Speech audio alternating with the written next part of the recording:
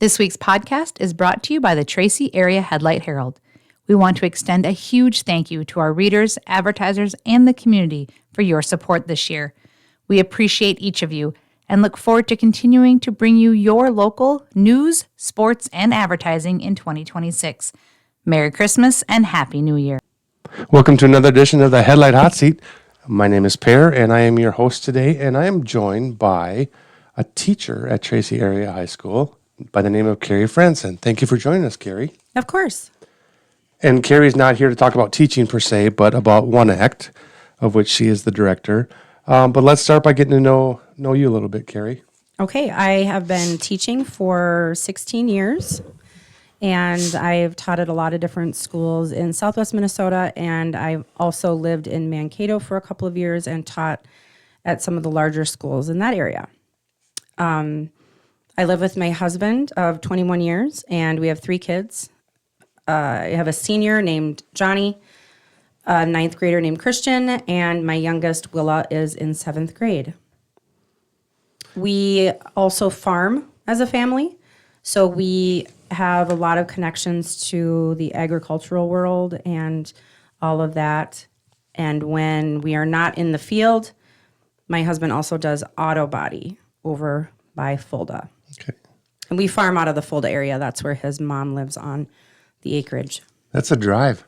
Yeah, well, he was driving from Mankato back to the farm every couple of days. Okay. when But we for you lived there. too. Oh, right? no, we live here. You live in Tracy. Yeah, Oh, I see. Okay. yes. Have you always taught English? I have always taught English. And why English? Is it something that, I mean, I can answer that if someone asks me that because I like words and sentences and all the stuff that goes along with it, with grammar and stuff. But why you? When I decided I switched my major from English. I wanted to be a writer. And I found out that if I wanted to teach anything, I wanted to teach books. Books are the things that I love to make connections with kids about. I love to focus on different parts of history through books. I pride myself with being able to suggest books to kids. I'm obsessed with the library in the Tracy High School. It's amazing, and our library manager, Mrs. Rasmussen, is amazing at having the books out for the kids. And so I read lots of different books that you might not see an adult person reading because I want to be able to tell students, hey, you like fantasy? I just read this book. It's great for you. You'll love this book. So that's what I really enjoy. Very proud of myself this year. I've made it to 103 books in 2025. Ooh, are we talking thick books? Or? Many of them, yes. I primarily listen to audiobooks when I'm driving or, grading papers or cleaning the house. Do you count that as reading? I do. Okay. Yeah. I'm an auditory and visual learner, so I can see the pictures in my mind. And so to me, it is the same as reading. So you mentioned we have a great library here at the high school. What makes a good library? It's not just a bunch of books, random books. No, it's not. It's not. We really focus on finding the most connectable books to what kids are going through right now. We find books that are focusing on, some of the societal issues that we're dealing with that some students would want to read about. Yeah. And then we have the classics, and a lot of publishers are making, new versions of the classics to make them more inviting for kids. And I think that's also awesome. This year, after we had some standards change in the English department, we also added a lot of Native American books by not only nonfiction, but a lot of fiction books as well, which I absolutely love all of the books. So your background in theater, take me through that a little bit. Yeah. I have always loved to act. I didn't start in theater, actually. I started in speech when I was in middle school. Actually, probably elementary school almost, because I think we started in 5th or 6th grade because you can. I don't know if you can anymore, but you could at the time. Yep, you still can, I think. Yeah. Okay, yeah. So I started in speech, and contest speech is, for people who might not be familiar, basically, there's interpretation categories, which are like acting, and then there's informational categories, which are basically giving people facts, teaching them something, or a lot of different stuff like that. So I've always been in the interpretation categories. It's kind of my jam. I went to state when I was in high school, and I placed. So I was very excited about that. But a lot has changed with not only speech, but also with theater. Later in my high school career, probably 9th or 10th grade, I started to really get into the plays. I went to RTR. So, of course, the great director, Neil Whitty, was always my coach back then. If you want to succeed in one act, you go to RTR. No offense. No, absolutely. You are 100% correct. That is the cream of the crop in this class. Yeah. You know what's so cool though too is that, and I don't know if they have it anymore, but when I was in Mr. Whitty's class back in the day, we had actually a theater class that he taught. Oh. So every 7th or 8th grader was able to take a quarter-long class about theater, and then at the end you did a performance with your class, and it was so fun. So he really starts working on you when you are young, and it's just amazing. So I love one act. I love theater. I probably would say I prefer one act because I'm very much about the competition. I like to win. So I like to pick a play that I know is going to win or I know could win.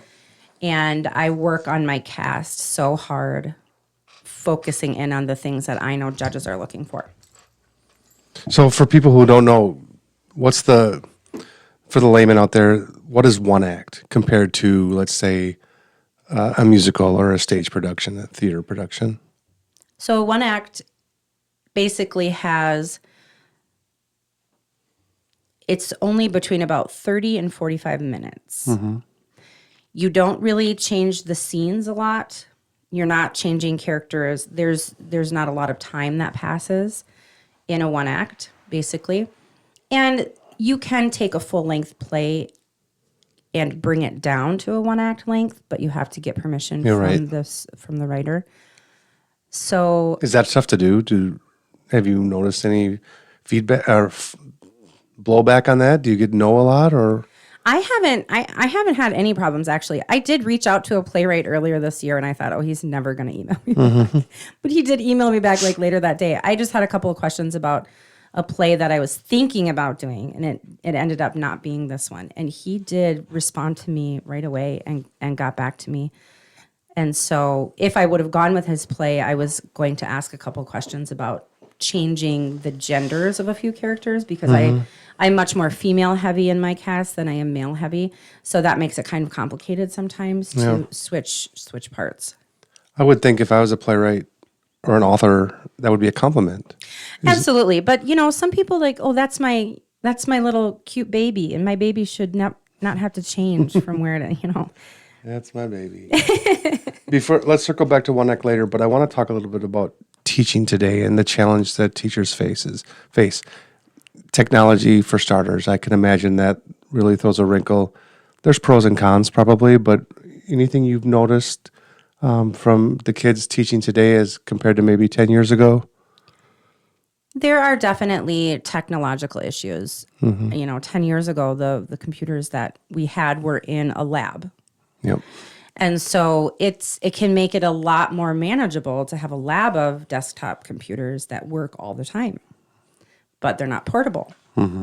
So you do have that, you had that scheduling issue back in, 10, 12 years ago. But now today, especially right now, one of my larger struggles with technology is, I teach only 7th and 8th grade this year. So I don't have any of the upperclassmen. And 7th and 8th graders are very hard on their computers. And it's not always intentional. Sometimes it is intentional, but for the most part, they're just kind of hard on stuff. So I cannot rely on them having a working computer most of the time. And then there's always, I suppose you got like a hotline to Craig. Like, I do, but we share him. yeah. We need to clone Craig so we can have Craig full time. Yeah, and they have some loaner computers in the library and stuff, but kids, it just gets to the point where it's a struggle. Well, So I usually offer dual opportunity for students. If you're good on computers, you can do this way. If you'd rather do artistic, creative, then you can do it on paper. what do kids choose mostly? Because I would Mostly think, computer. yeah, that's what I was kind of going Yeah. for. Okay, back to one act. Let's get it back on the stage. Last year, take me through that. What was the play last year, and how did that go for you in your first year? Yeah. Tracy Area High School's first year of doing Well, it. let me back up just a little bit. When I first started at Tracy, last year was my first year here. Yeah. I, of course, spoke with Mr. Tower, our activities director, and I said, I'm state certified speech judge. I'd love to be the speech coach. And he said, oh, we already have somebody in that position. And I said, okay, great. And he said, what about one act? And I said, okay, yeah, I'll do it. She said that with a smile. Anyone listening out there? Yeah. I haven't directed one act before, actually. I've been in it. I know a lot about it. I've helped judge one act, but I've never been the director of one act. So it was a challenge for me too to kind of figure that out. And so last year we did a play called The Collective. And it was a very I should tell you about one act. It's not like a regular play. It's a competition. It's a competition. You have to be under 30 minutes. You can only have up to 20 cast and crew members.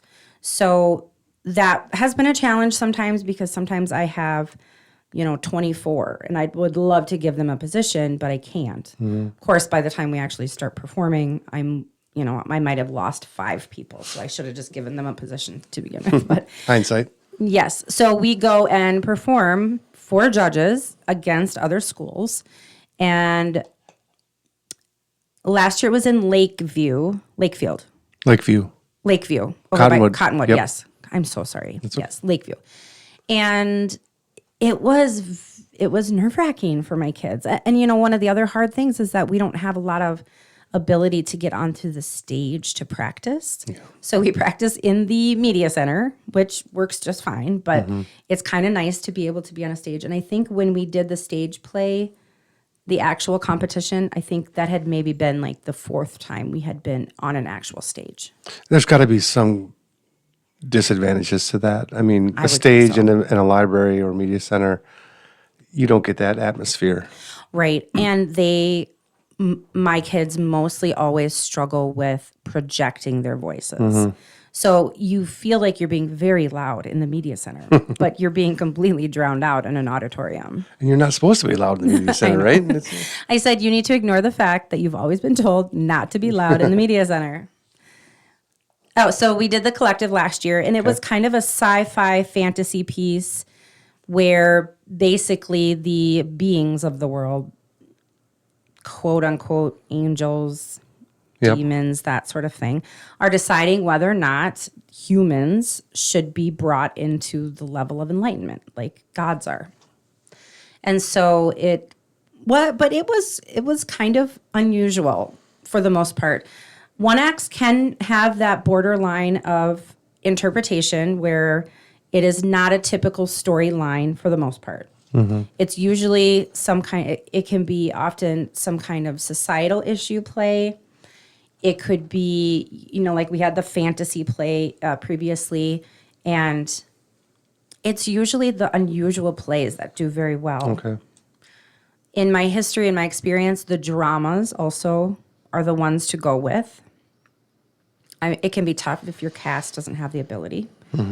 And The Collective was a struggle for my kids because I don't think they really did get it through the whole time. Okay. As a grown-up, I can understand trying to figure out whether or not, like, are humans good enough to be at an enlightened level. A little too deep for them, would you say? Or Possibly. not to be insulting, For the but most, I would say for most of them, it probably was a little bit too deep or too complicated, too complex.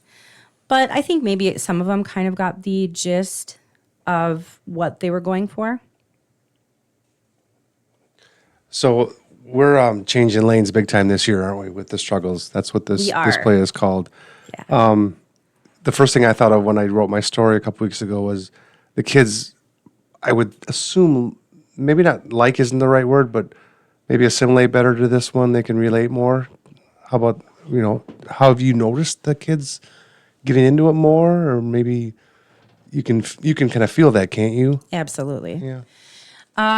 The plays I really started looking at this year all kind of stuck to that whole what are teens going through. We looked at a couple of different ones. We looked at a bullying one. We looked at someone with drinking issues, and I liked the bullying one first. It had a couple of problematic issues I'm not going to go into because we might eventually do the play, and then I don't want to cut myself off ahead of time. That's a different podcast. That's maybe a next year one. And my main issue with the bullying one is that I didn't have the cast I needed. I needed a particular kind of cast. I needed a particular kind of characters. I had a lot of characters that could have fit into different parts, but I had some very unique parts that I needed filled, and I just didn't have what I needed. So I went back to the drawing board, and we ended up with the script of the struggles. I read it, I think, one time, and I sent it to one or two of my cast members from last year. Then I just asked for input a few times just to see what they say, and they loved it. And so I said, okay, this is the one. This is the one. And it's incredibly, I shouldn't say it's incredibly, it's unique for us. It has a lot more movement. When we did the collective last year, basically all we had people leaving the stage every few minutes for different reasons, but we never had them coming back to the stage. So we have a lot more movement. Transitions is something that's going to be tough for us because transitions that are not well planned out take time. And we only have 30 minutes. So if we go over that 30-minute span, we're automatically disqualified. Oh, you're done. We're done. You get the big hook off the stage. Well, they're not going to they're just going to take us out of the judging, basically. Do you time it? Yes. Yourself as a coach? Yeah. Okay. I time it at the beginning just to see what we are working with. Okay. And then I time it when we start doing the transitions. And since then, now we've cut a couple of parts that are just too complicated or too weird that none of us really liked them. So we just cut out a couple of parts. And then when we come back after Christmas break, they're going to be off their scripts. And so that's going to help with transitions as well. So they're not holding the script in their hand. But the premise of the play is one that I think will be very relatable to teenagers, and it's relatable to my cast. And I hope it's relatable to the judges and they see the importance of it. It's based around the main character. Her name is Megan, and she suffers with a couple of different learning challenges. She is dyslexic, and she also has ADD. So those are not just her struggles. She also has 7 voices in her head that are reminding her either to do things right or that she has done things wrong recently. So it's very powerful. I have my 7 struggles, and they oftentimes speak together, and it will give you goosebumps the first time you hear it. It is just amazing. Speak together on purpose. Yes. So as to say, she's got a lot going on in her head. Right. So, 1, 3, 5, and 7, my odds are kind of like the negative side of it. They're the ones who are often reminding Megan that people say that she's stupid or that she's, whatever. And then my evens, 2, 4, and 6, are the ones that are trying to support her. They're trying to remind her to focus, that she has a lot of good to her. And so they're speaking, my odds are speaking together a lot, and my evens are speaking together a lot. And it's It's so powerful. That seems, it does seem like the kids would enjoy this better. Yeah. Because they're kids themselves. The main character is a teenager, high school student. And I'm curious, how have practices been going, or rehearsals? And how long, when did you start rehearsing? We Karen? started right after Thanksgiving break. That was also part of our struggle, is that we didn't get our scripts early enough, so we're a little bit behind, which just means that I have increased it. Usually I did two practices a week, but I increased it right away to 3, and now we're going to throw in a 4th on Fridays if I can get into the gym. So you can get that stage experience? Yeah, so I can get some stage experience. Overall, they've been going very well. There has been some struggle with the weather, obviously, and, when we get out early, there's no practices, so then we're out of that. And also, just kids being able to commit has been tough. So there have been a couple times I've had to cancel practice because so many can't come. Because of work Yeah. Yeah. I mean, that's got to be. And, if you're an athlete, that's really not an option. You go to practice every day after school when there's not a game. So It's I know this different for won't you come guys. as a surprise to you, but we typically don't get athletes. But you have kids, and I always love doing stories on this kind of stuff and speech kids because they kind of make the best interviews. Yeah. And Tara's daughter is in speech, and she's killing it in Marshall. And no, the speech kids there's something inside of them that they don't, they're not reserved. They're not scared of questions or being recorded or whatever. And it takes a special person to do this, doesn't it? Absolutely. So Christmas break, are they going to be you can't watch them, you can't monitor them, but are you charging them with, I said, when we come back on January 4th or 5th, whatever day that is, I said, I'm going to be collecting your scripts. And they said, wait, are you actually going to be collecting them? And I said, well, you're not going to get them on stage anymore. And that's got to be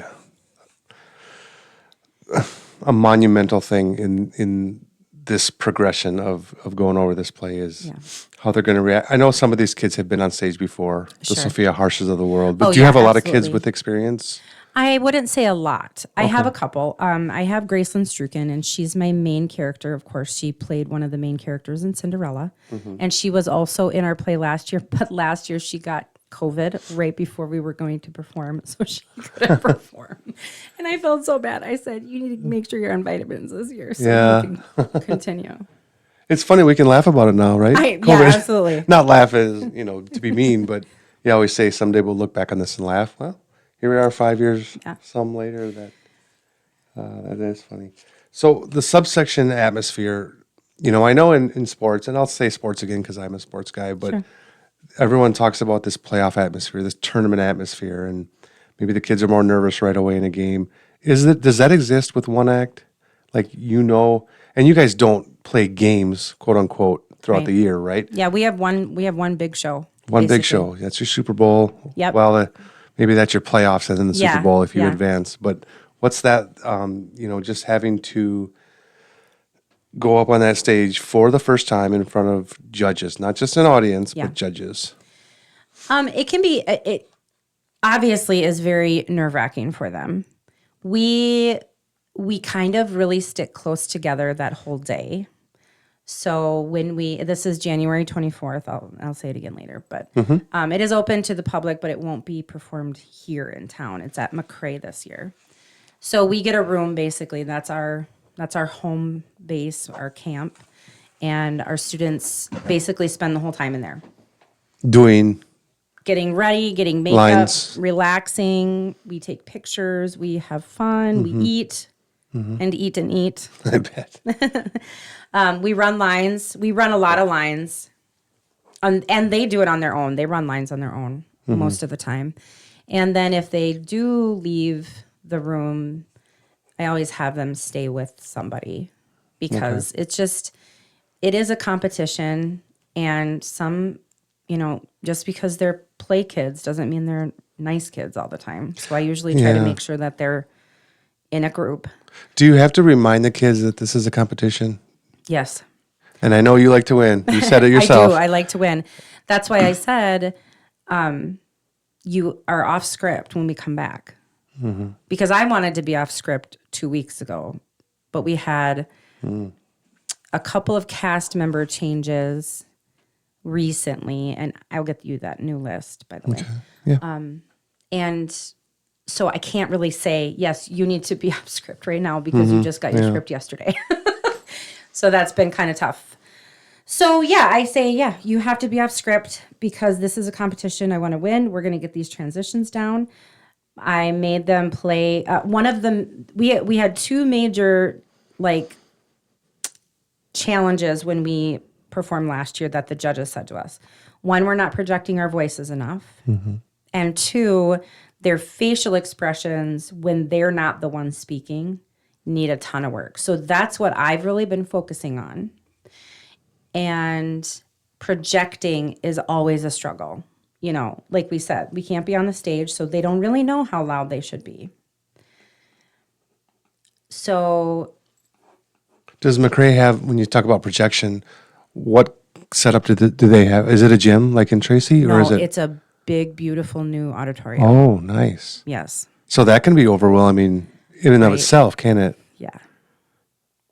You got to deal with these nerves for the kids. I Why know. McRae? Is it rotating around the section schools? It can rotate. For some reason, we can't go to Lakeview because they either have like a new AD or a new director of the one act or something new. So they didn't feel like they had it in them to really like handle it all. Because you have to deal with a lot. You have to, this is MSHSL competition. So there is a whole big stack of rules. Some of the unusual rules are that you can't have any food on stage. None. Not even like a bag of cereal or a box of cereal that's sealed. You can't have any liquid on stage. Just a couple of unusual things here and there. How many teams are we talking in this I section? believe there are 5. Okay. And once again, that's January 24th. January 24th. Is it an all-day thing, I'm assuming? Or does it go back to back to back, all the schools? Yes, it goes back to back to back. Okay, do you know your order? No, I don't. Will you? No, They don't tell you. not until the day. Not until we get the Okay. paper in our hands. Why is that, you think? I have no idea. I mean, if you've ever been to a state tournament, they don't always tell. Yeah. In activities like this, obviously Right. like basketball and football and stuff, that Well, draw a yeah. big crowd of fans. But we Fans, don't usually draw a big crowd. I guess we get a few parents here and there. Well, that leads me to my next question. Will there ever be a time when you can do something here in Tracy for the public? It's something that I've considered. I have, Mr. Tower, Bill, and I have been talking about it a couple times. It can be tough because one of the main reason my kids are in one act is because they don't have to be in front of people that they know. Okay. But I'm hoping eventually we will be able to do just a night or something like that where we do it one time. That'd be nice. I think, like a play or a musical that we do. I mean, there's not a room full, a gym full of people, but I know the people that go enjoy it. Yeah. And it'd be nice for some exposure and for you and the kids. Kari, what's the best part of your job? And let's go, I don't know if you want to go teaching or plays or both. Just in They're general. so closely connected. Yeah, they are. I don't feel like it's an issue to do that.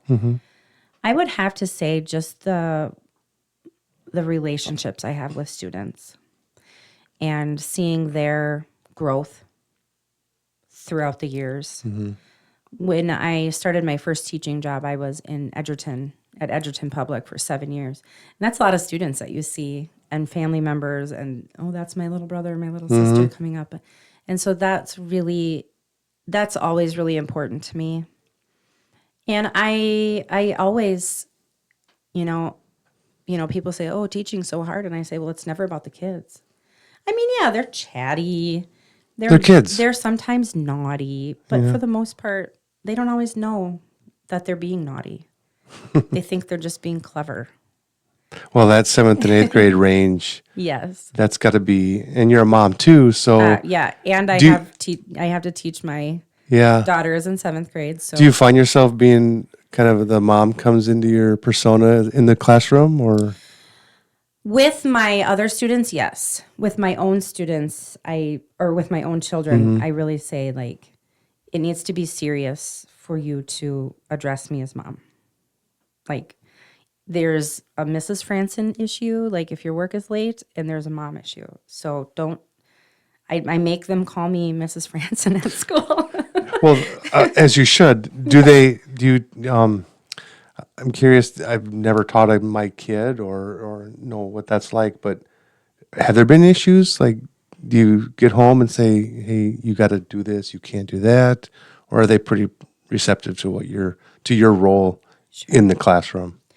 No, I have talked to my own child, my 7th grader, who she struggles a little bit more than my older ones. I have talked to her about her behavior, and I said, if this keeps up, I said, you're going to go to the principal, and then she's going to call your parent. And I usually make my husband deal with things like sure this that, because yeah. it's, if I need to send an email home to your parents, I'm almost schizophrenic. I don't know. I can just shut it off. Do you like teaching your own children? There Or are things about it I like. Yeah. Because I know what areas my own children are lax in or relaxed in. Yeah. And so I know you need to do this. I know that my youngest sometimes gets distracted. And so I've said, I can get on her before any teacher would know because I know what to look for. Yeah. Red flags. Yeah. Warning signs. I made my husband come to conferences this year and then sit at my table like he was bringing our own children Really? or his child. How'd that go? It was weird, but it was Interesting. funny. I think he thought it was funny, but I was serious. So. Yeah. Well, good for you. Kari, you are off the hot seat. Thank you for joining me. Thank you. This week's podcast was brought to you by the Tracy Area Headlight Herald. We want to extend a huge thank you to our readers, advertisers, and the community for your support this year. We appreciate each of you and look forward to continuing to bring you your local news, sports, and advertising in 2026. Merry Christmas and Happy New Year.